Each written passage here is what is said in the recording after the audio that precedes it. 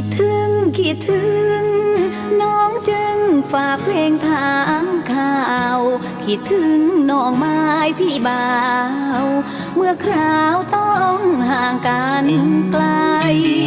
ดึกดื่นเววาแฟนจ๋าเธอคิดถึงใครเราคิดเหมือนกันใช่ไหมเมื่อยามที่ห่างไกล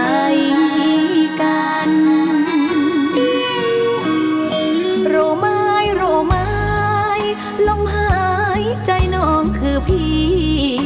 เป็นน้ำหล่อเลี้ยงชีวีไม่มีคิดเปลี่ยนแปรพันภาพรักคนไกลเติมใจให้น้องทุกวันห่างไกล